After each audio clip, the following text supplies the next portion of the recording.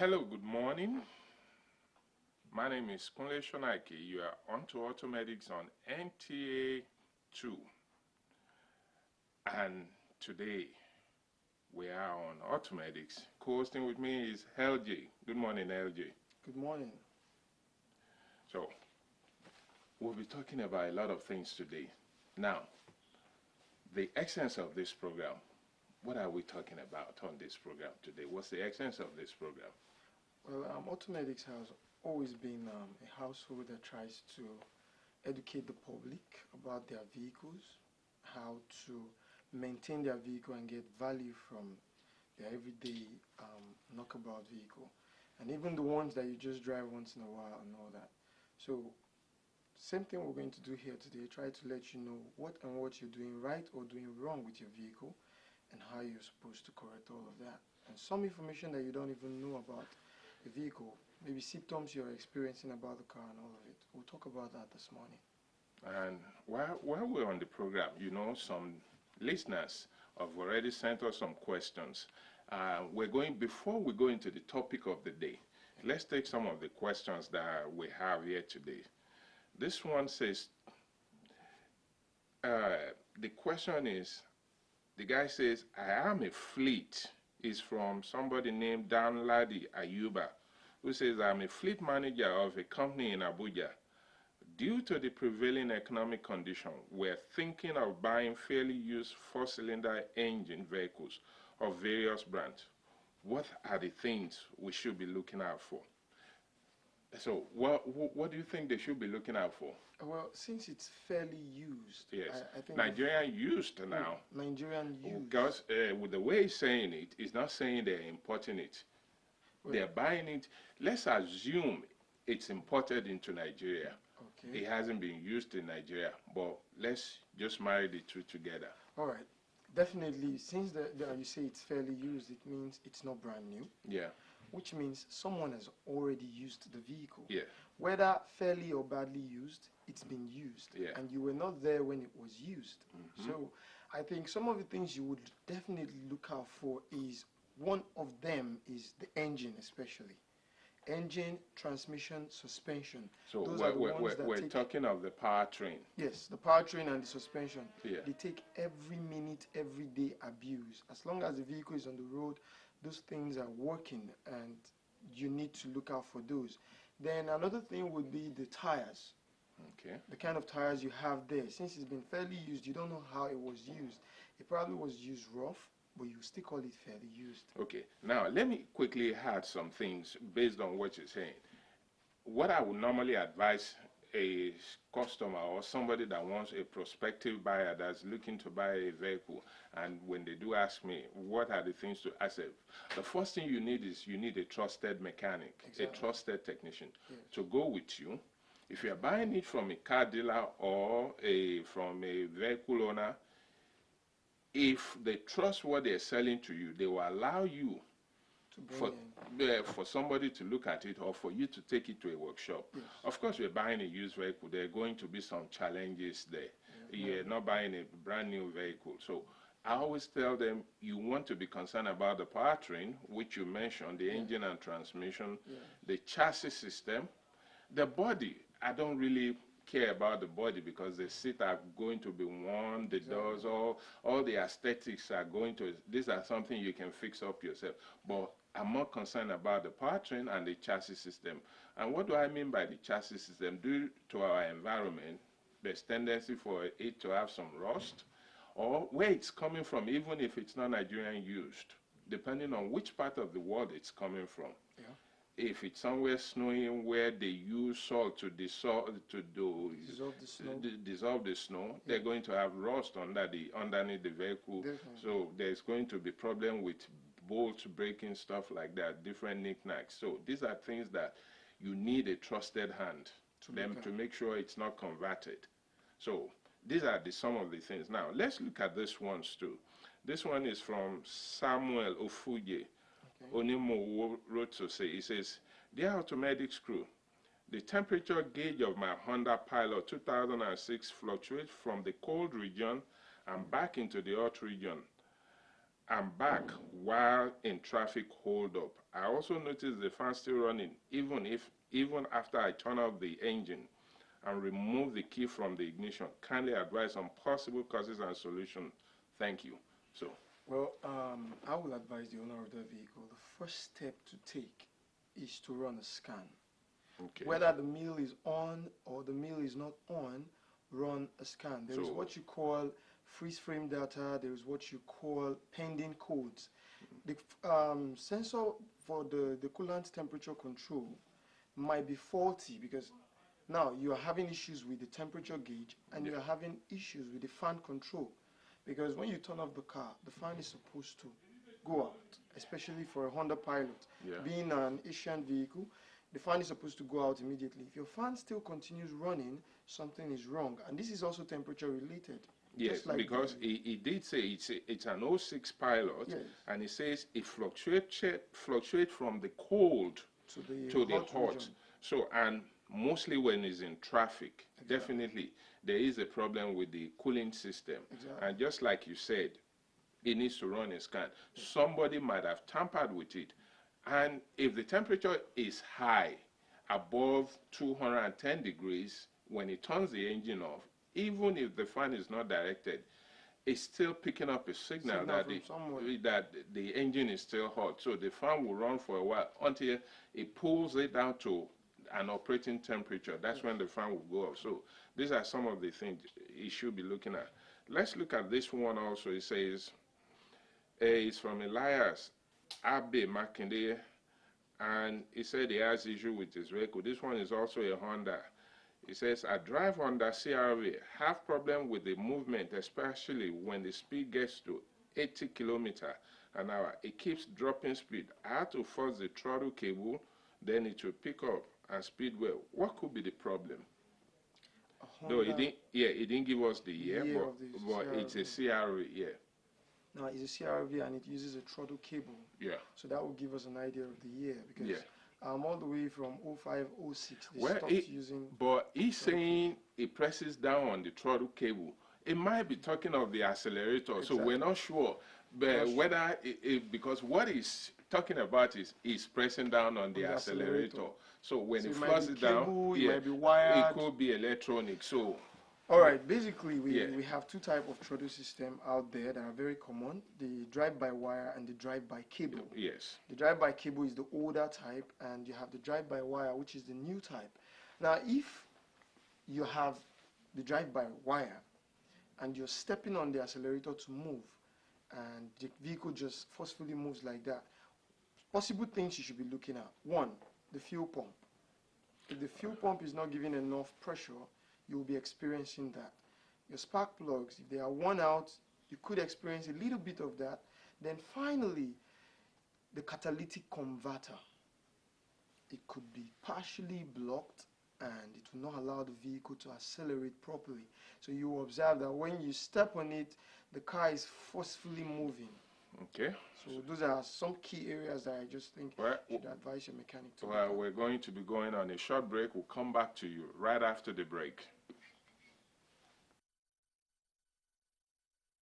Do you know that you can actually drive your vehicle without engine oil for 50 kilometers? This is very, very achievable, all thanks to Polytron. Still a doubting Thomas? Let our technician prove this to you. We are about to drain the engine oil of this car to see the power of Polytron, the product that has nanotechnology buried in it, because we believe that Polytron is already working in it. And after doing that, put the car together and we'll drive it around. Now that you have seen the power of Polytron, buy a bottle today to increase the lifespan of your engine, reduce fuel consumption, save cost also on expense. Okay, thank you. We're back to you live now. LG, we're still talking about these vehicles. And listeners are sending questions, and viewers. Now, this one is from somebody else. He said, good morning, guys. My 2015 Nissan Pathfinder keeps going up while in motion and won't start until engine cools down. Was told it's a fuel pump issue I've changed the fuel pump, but the problem is still there. Sometimes even when the engine cools down, it won't start until after several cranking attempts. Before the car goes off, while in motion, it's like the engine starts to stall. The RPM needle starts dancing up and down, and engine does not respond to the way the gas pedal is being pressed. What can I do? Thank you. Now, this is a 2015. 2015. Yeah. You see a smile on my face, right? Yes, because we we experienced the same thing on on a vehicle we're testing. Yes. Yeah. Yes. So definitely what I would suggest you do for a 2015, we will suggest you run a scan first, okay? And I would say some of the fault code you might likely find there, and since they are suggesting fuel pump, you might find camshaft position sensor or crankshaft position sensors, because you said it has something to do with temperature. You might not find a fault code that is saying the fuel pump has a problem, but I would advise your technician to run a fuel pump pressure test on the fuel pump to see if the pressure is low. If the pressure is low, definitely it will fail when the temperature gets very high. So that's for the fuel pump. But as for the others, it's typical of Nissans when the temperature gets very high that the crankshaft, camshaft position sensors, when they are old and worn out, they will fail and the engine will go off. But when you wait for a while for it to cool down, you crank it, it will start. It might do a little bit of hard start, especially if the camshaft sensor is involved. So it will not want to start up at once. Typically what we do is we change it as a set. But what I would have advised this person to do first, because this thing is going to trip a code, definitely. Definitely. So if they run a scan, they will have shown them a code pertaining to what the problem is. Either it's on the ignition system or the fuel system. Yeah. Once they see the code, then the code can guide them on what to do. Now, let's take this next one before we go to our main topic of the day. This one says, I'm an anonymous motorist says, I have a 2006 Ford Fiesta 1.4 liter Duratec engine. My speedometer has stopped working and the ABS engine and red brake light has come on. But what is confusing me is that when I take out the sensor from the front right wheel and clean it, the speedometer works for a while, then goes off again. What could be causing this?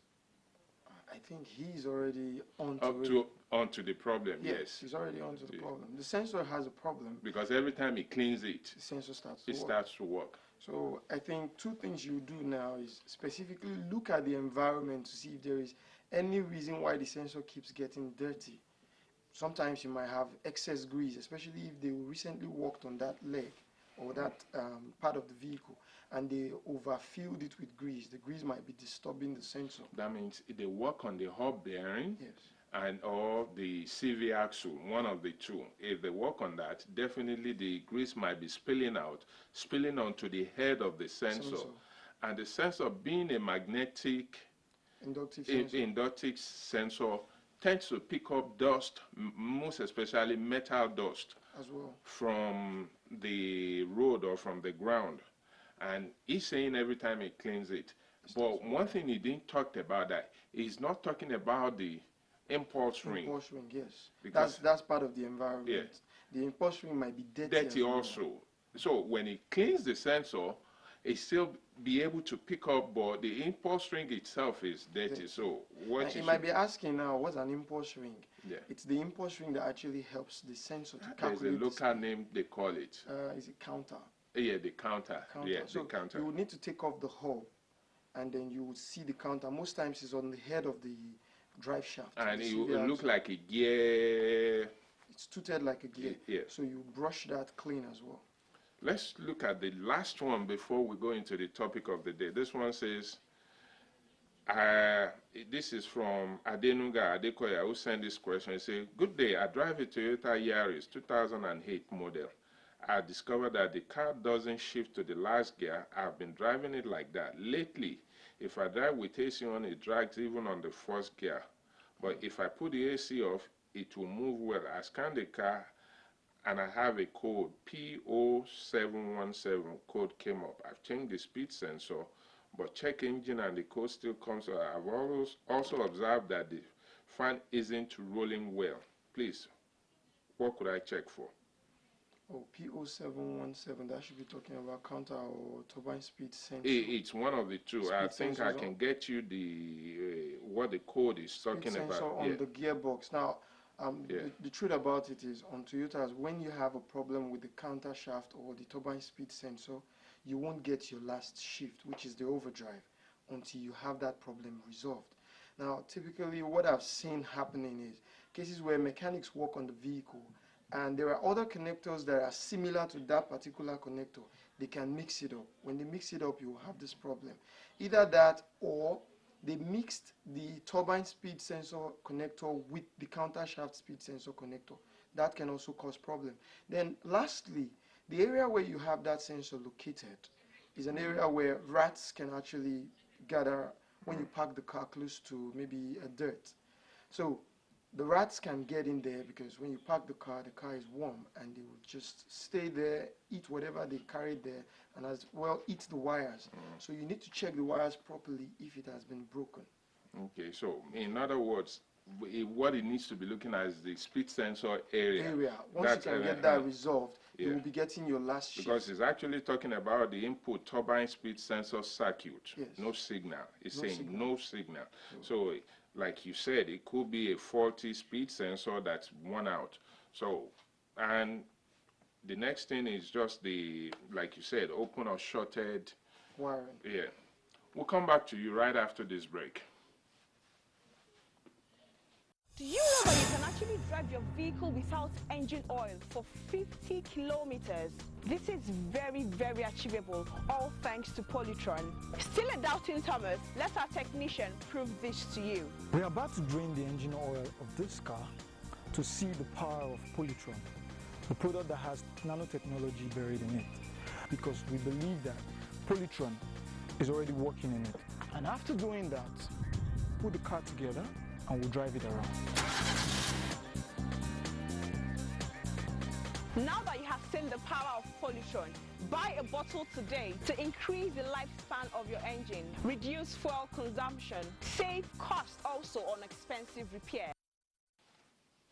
Welcome back to Automedics on NTA2.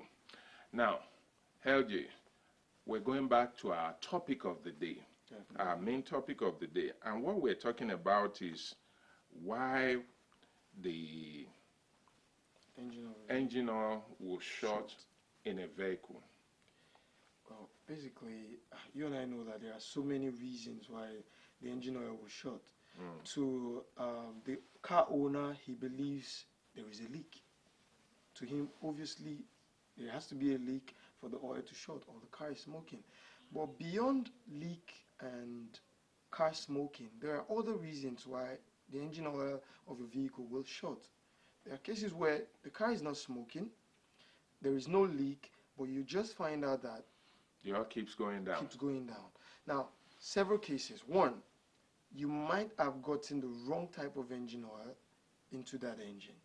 Now, if the engine oil becomes too light for what the manufacturer specified for that engine, you'll have a case where instead of using it to just lubricate the cylinder walls, it also burns it. And it evaporates. Because, mind you, if it's too light, there's tendency for it to evaporate and escape through the cylinder wall. Yeah. Now, that's it being too light because it's not the specified oil. There are also cases where the oil you're using is not having enough additives in it that should prevent it from evaporating. They call it anti-evaporate. So if it doesn't have that, it means that at high temperature, the oil will evaporate, and that will reduce the amount of oil you have in the engine. Now, there are also cases of the engine being partially worn out, where the rings and the piston, the cylinder wall, they don't have that tightness they were having initially. So this time around, there is a tendency for some of the oil to still remain on the cylinder wall and get burnt and come out as light smoke. Now, this will only happen at top speed. So you will observe that when you use the car within town, it doesn't short oil. You can use it within town for 2 months. The oil level is always gauged. But by the time you now decide to, let me even travel to out of town, you see that on that trip, Probably you were doing 80, 100 Right. for close to 10 minutes or 15 or 20 minutes or 30 minutes or even 1 hour. You were doing same speed. Then you observe that when you come back, the oil is just halfway gone. What you're saying is, in essence, is one, you have to be sure of the specification of the oil you're using. Exactly. Make sure you're using. And one other, which will bring me to a question that we'll have to talk about. Yes, you're using the right specification, but is it the right oil inside the keg you bought? That's another thing. Is it the right quality of oil that you have inside Yes, that because keg? I have seen situations where you buy, you said, okay, I want a 5W20 or 5W30. Yes, that's what the inscription says on the cover of the bottle or the keg. But what's inside the keg itself is adulterated. It's not the right specification. So this could contribute to the oil shortage also. Yes, it will definitely contribute to the oil shortage, especially when it's not the right quality. So in such case, you will look for a quality oil. So when you observe that your car is short in oil, several steps you need to take. One, look around for a leak. If there is no obvious leak, you can ask your mechanic to also check. Then ask your mechanic to check as well if you have a case of smoking, like if the engine is smoking. If he says it's not smoking, just know you need to get a very good brand of oil with the right specification that fits your engine to try on the engine. And now, let's say, I will ask you this question. It says, what are the benefits, uses of engine oil in a vehicle? What are the benefits of oil in a vehicle? There are a lot of benefits too. But you see, oil to an engine, for me, is like the blood to a human body. Yes. Because this is what lubricates. You see, a lot of people see engine oil as just a lubricating agent. Yes. Oil is also a cooling agent. agent. Oil is part of what cools your engine. Now, this might sound like a class, but let's talk about this a little bit. What people don't realize is you have your crankcase, and with your crankcase on, which they call the sump, Yeah. that's where the oil stays. Yeah. Why is it there? This is part of the cooling system. Yes. But we It will drives the whole heat down to that area where air can easily blow it from there and cool the Cools oil it down. as it's going back. Apart from it being even a cooling agent, a lubricating agent, it's also a cleansing agent. It cleans all the debris you have at the top area and brings them to the sump. So when you're doing your service, you see that once they take out the drain plug, all the whole debris comes out from the sump. Because or you build up carbon deposit Carbon on deposit. the cylinder wall, and the Exactly. oil is what cleans it and wash it down. And it depends on, like you said, cleaning agent, but it depends on the quality. Oil that you're The using. quality of the oil, and you have different grades of oil, and apart from different grades of oil, you have different specification, which is the temperature. It works with the temperature of the engine, and most of the engines that are designed today are designed to run at high temperature. So yes. if the oil cannot withstand this temperature, you're going to have this challenge. Exactly. Well, we won't be able to take all these questions or elaborate. Maybe on the next segment, next week, we should be able to do some of these or do justice to some of these questions or topic, though we will have another topic next week. Yes. But for today, this is where we're going to be wrapping up the show for today until we come back to you again next week. It's saying goodbye from me. My name is Kunle Shonaike, and with me is John Quincy, also known as LG. I would say you should always know it's cheaper to maintain your vehicle than to do heavy repairs on it.